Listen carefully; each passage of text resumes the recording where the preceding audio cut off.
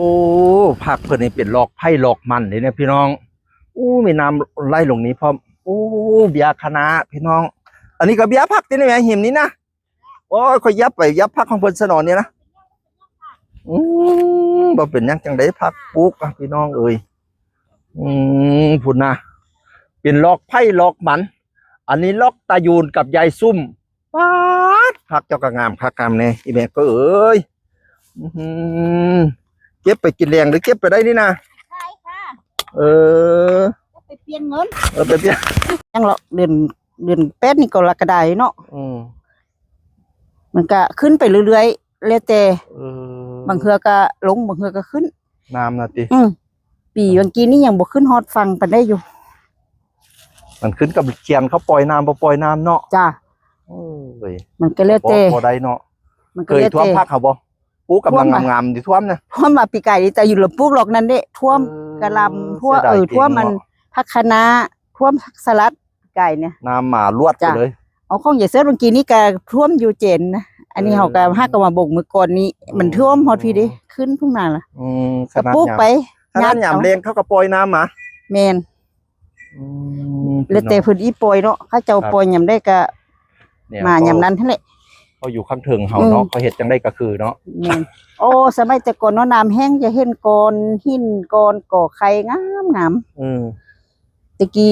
กี้น้ำแห้งจะมีดอนทรายเดี๋ยวนี้ให้บ่มีละดอนทรายนะสวยงามขนาดแต่ดอนไข่ก็ยังงามแต่ดอนกลางนะเดี๋ยวนี้ให้บ่งามแล้วคันเอาหามีกองคือแต่ก่อนในไทยไว้บึดอันนี้บ่มีกองแต่ก่อนนะเดี๋ยวนี้บ่เห็นแล้วเนาะปล่อยน้ำมาบังไปแล้วเนาะบ่แล้วบ่มีแล้วน้ำมันเหือกก็บ่เห็นเรือเขาสิไปแล้วติเขาสิขึ้นเรือลองเรือแล้วบัดนี้นะแล้วบ่ไปบ่เนี่ยไปเอามาเห็นเจ้าเก็บผักก็เลยมานึงเจ้าพุ่นนะอ่อนจอนให้พูดให้น้องแม่ทั่วลันเต่าคือเห็นบ่นะต้นทั่วลันเต่าอยู่ข้างเทิงหมดดิเด็เป็นคางนี่ยังไปทางพี่หาแน่เด้อหาค่อยแน่เด้อเพิ่นสิไปแล้วติไปแล้วติลุงยัง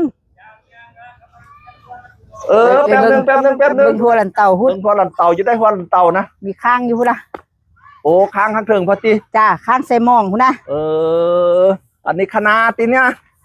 มอกกะลี่โอ้เป็นดอกนะติจ้าอันนี้เป็นดอกเขียวๆนะดอกเขียวๆมอกกะลี่อันนั้นกะลำดอกกะลำดอกกะลำนะอันนี้ถั่วลันเตาเป็นข้างเนี่ยเป็นข้างยอดเลยเอาด่างที่ไม่ใช้แล้วมาทำเป็นโอ้ไปแล้วครับไปแล้ว